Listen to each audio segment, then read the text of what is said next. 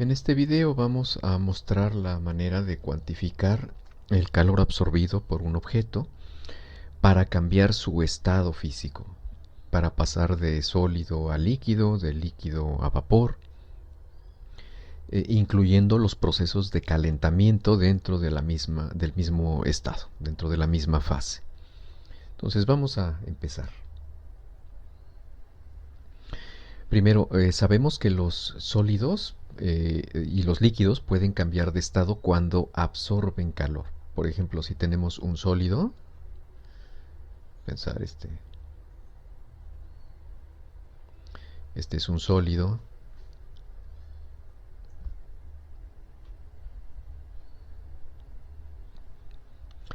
Cuando lo calentamos, primero empieza por incrementar su temperatura.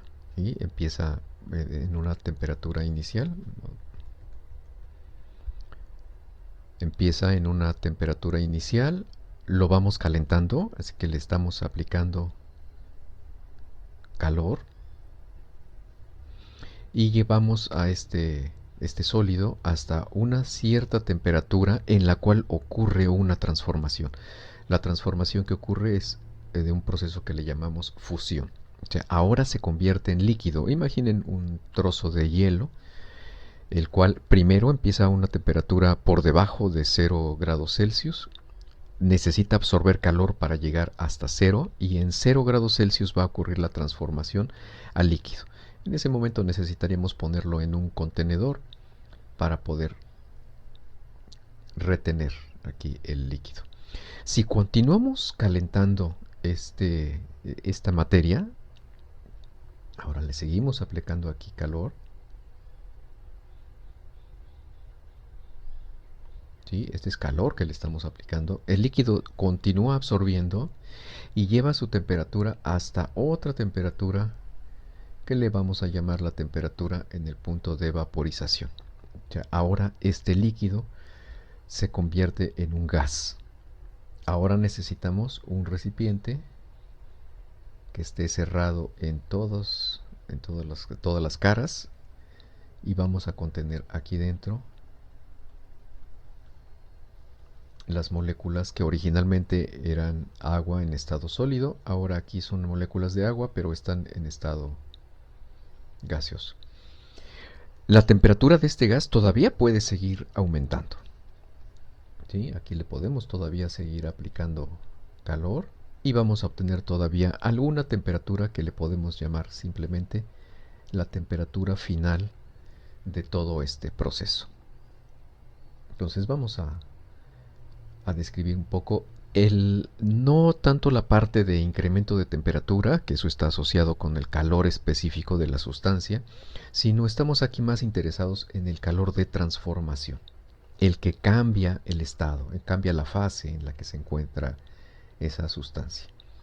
Entonces, el calor que se usa es un término más reciente, es calor de transformación, porque cambia el estado de la materia en la que se encuentra esa sustancia. Y se utiliza una letra L debido a que en un término más antiguo de este mismo concepto era calor latente. La idea de calor latente es, por ejemplo, si tenemos agua en estado líquido, la calentamos hasta que alcance 100 grados Celsius y allí empieza el proceso de vaporización. Si ese vapor lo podemos contener en un recipiente, es claro que el vapor contiene energía que ha absorbido, hay calor que ha absorbido. Y había antes una noción que se centraba en esa parte. El calor se había quedado latente en ese objeto. Y cuando cuando cedía calor, o sea, se reducía su temperatura, finalmente regresaba mediante condensación, que es como le llamamos al proceso contrario de vaporización, llegaba nuevamente a estar en estado líquido. Esa noción de que el calor está latente en la sustancia y cuando lo libera ocurre un cambio de estado. Eso es lo que dio lugar a que se utilizara como abreviatura para este calor de transformación una letra L mayúscula. Si cambiamos específicamente el estado de líquido a gas, le vamos a llamar calor de vaporización. O sea, a esta L le vamos a agregar un subíndice V para indicar que es para el proceso de vaporización. Si el proceso del que estamos hablando es cambiar de sólido a líquido, le vamos a llamar un calor de fusión y le vamos a agregar este subíndice F, solo para indicar exactamente de qué tipo de proceso es del que estamos hablando.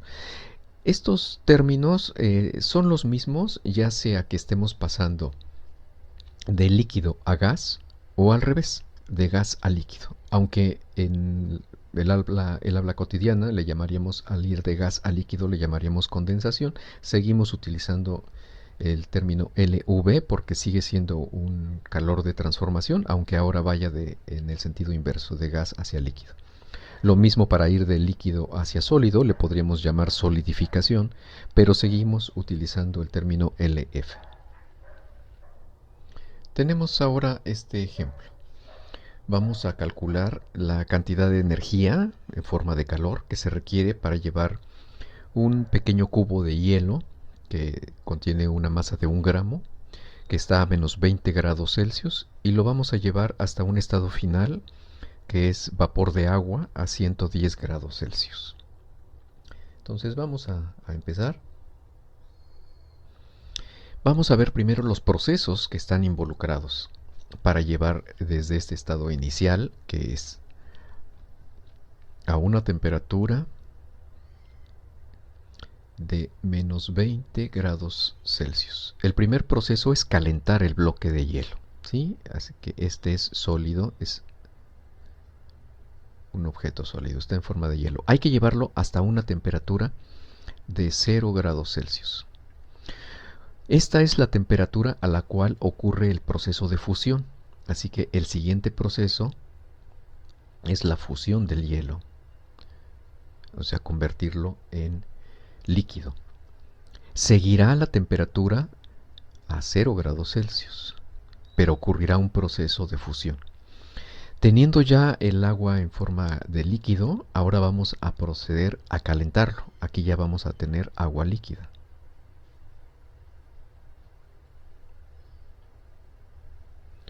Y vamos a ir desde 0 grados hasta 100 grados Celsius.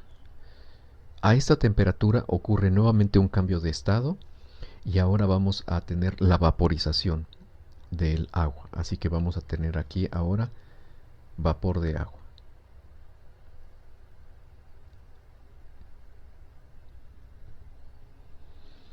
Cuando ya tengamos el vapor de agua, todavía nos va a faltar incrementarlo. Este vapor estará a 100 grados Celsius. Todavía este lo vamos a tener que llevar hasta una temperatura final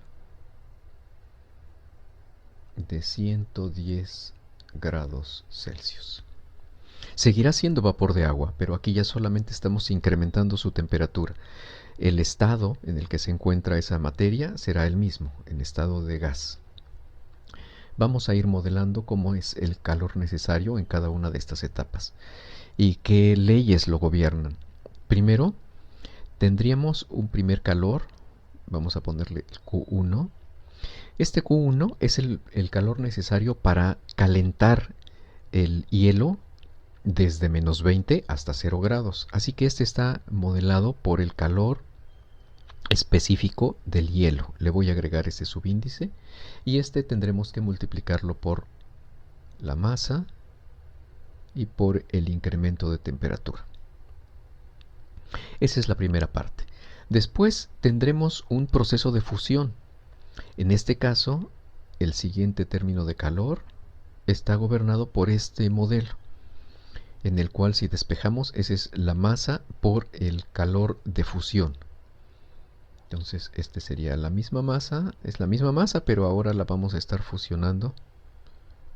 Y este es el de fusión para el hielo.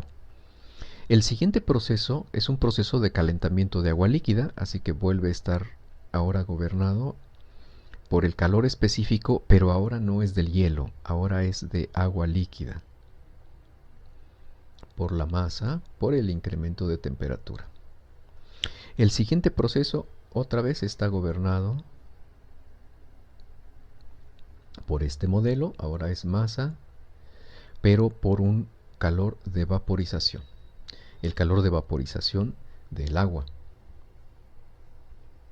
Y la siguiente etapa está nuevamente gobernada por el calor específico, pero ahora este es de vapor, vapor de agua, que vamos a llevarlo nuevamente un cierto incremento de temperatura. Esto es lo que tenemos que desarrollar. Ahora necesitamos consultar una tabla donde podamos ver los calores específicos del hielo, del agua y del vapor, y también donde podamos ver los calores de fusión y el calor de vaporización. Entonces, si consultamos todo eso, podríamos encontrar que son los valores siguientes. Primero, para el caso de el calor específico del hielo, es de 2090.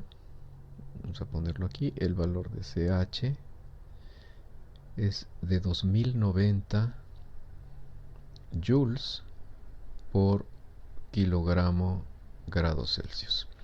Después necesitamos el calor de fusión. Calor de fusión para el hielo, ese es de 3.33. 3.33 por 10 a la potencia 5. Después necesitamos calor específico del agua en forma líquida. Ese le vamos a llamar Ca. Bueno, este quedó.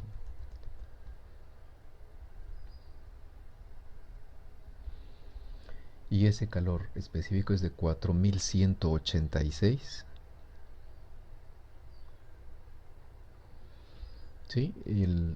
Este calor específico nada más son joules por kilogramo. El calor de fusión, perdón. Este es un calor específico, así que este son joules también por kilogramo grados Celsius. Después necesitamos el calor de vaporización, LV, el cual tiene un valor de 2.26 por 10 a la 6. Finalmente necesitamos calor específico del vapor. Este tiene un valor de 2010 joules por kilogramo grados Celsius. Estos son kilogramos, perdón, joules por kilogramo. Habrá que hacer todas las operaciones, eso lo pueden realizar con su calculadora. El valor de la masa es el que nos dieron aquí, es este valor, así que para sistema internacional lo podemos poner así, como 1 por 10 a la menos 3 kilogramos. Ese es el valor de la masa. Hay que hacer todas las operaciones. ¿Cómo son los deltas de temperatura? Este primer delta de temperatura es un valor, vamos a resaltarlo aquí en otro color.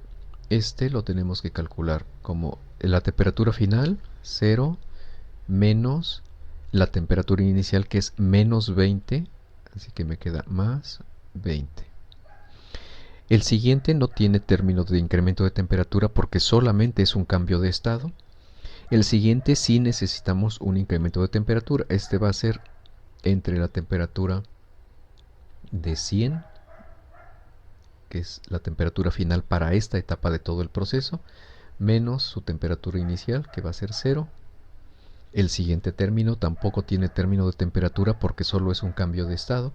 Y finalmente tenemos un incremento desde 110, que es el estado final, menos 100, que es el estado inicial. Esa resta. Haciendo todas esas operaciones deben obtener resultados. Para Q1 debe resultarnos 41.8 joules. Para Q2 debe resultarnos 333.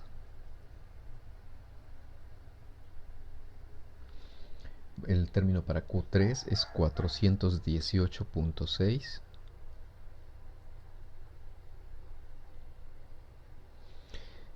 Para Q4 es 2260. Para Q5 20.1. Sí, las unidades de todo esto está dado en joules. La energía total, después de que hagan ustedes todas esas operaciones, la energía total es de 3073.5 joules. Esa es toda la energía que se requiere para ir absorbiendo en todos estos. Son 5 procesos, aunque aquí no está representado el último. El último todavía es el incremento de temperatura del vapor de agua. Y este es el resultado final.